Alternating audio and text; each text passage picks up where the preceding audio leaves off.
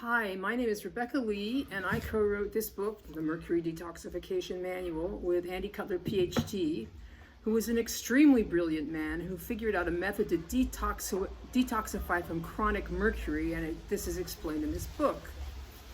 Detoxing a powerful poison like mercury is hazardous, and Andy's method is by far the best way to do this. Our support groups are littered with people who tried random things and messed themselves up in the worst and most painful ways. So do yourself a favor and get this book before you start trying random things.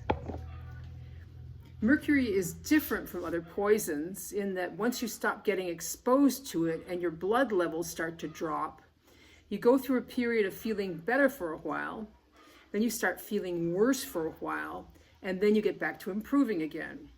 This feeling better, then feeling worse, and feeling better again is unique to mercury. We call the period when you feel bad the dump phase, or sometimes the lag phase, which implies that you're just not making any progress. This dump or lag phase usually starts a few months. It usually lasts a few months, and then you start making progress again. There are diagrams on page 52 in Amalgam Illness and on page 74 in the Detox Manual that illustrate how this dump phase manifests. After your last exposure, which for most people is getting their amalgams removed, you will start improving for the first 2 to 4 months. Then you will start feeling crappy again and hit the worst of that at 6 to 9 months. At this point, you will start improving again until you are out of this dump at the end of 12 months or so. Of course, with mercury, nothing can ever be depended on. For some people, the dump is a miserable experience, while others don't seem to notice anything much at all. For some people, it absolutely follows our charts, and for others, it seems to last years. I asked Andy once what was the longest dump that he had seen, and he told me 18 months. Alas, we are now aware of people who have taken several years of plugging away at chelating before they start improving again, and this seems particularly true for people who chelated improperly previously. The dump phase happens because when the mercury, which is outside your cell walls, organs, and brains, drops below the level of mercury on the other side of these membranes, the mercury that will start to diffuse out via osmosis and into your blood and give you symptoms. This, by the way, is the same reason we tell people not to use lipoic acid until 3 months after their last exposure. If your blood is full of mercury and you take alpha lipoic acid, which allows the mercury to move back and forth across these fatty barriers, then because it is trying to seek equilibrium, it will move in the wrong direction and into your brain and sensitive organs instead of out. People get very confused and anxious about the dump phase. They worry that they will be so sick they won't be able to work. People who are in the dump phase worry that they are not improving because they have a speck of amalgam that the dentist missed. It's hard to tell the difference between having a speck of amalgam left in your mouth, which will keep you from making progress, and the dump, which can feel pretty much the same way.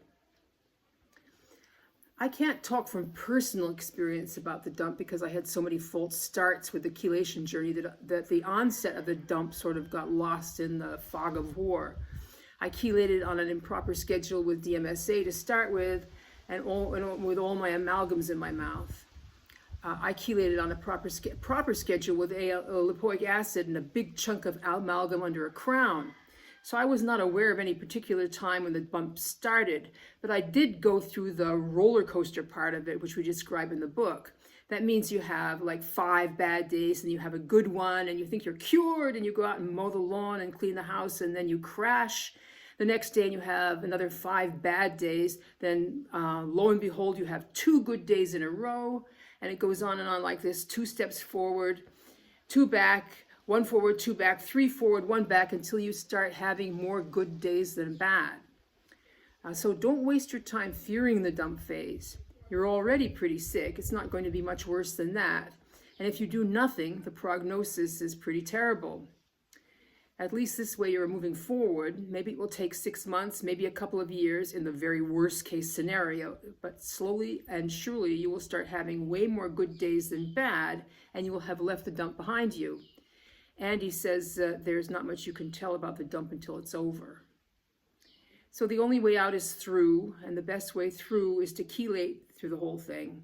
Chelating will make the dump milder. And once this roller coaster ride evens out and you start to feel better again and things go smoother, you will know you have gotten through the famous dump phase. So please like and share and all those good things. It would be great if more of those poor sick people out there, as Andy put it, could find out about this protocol.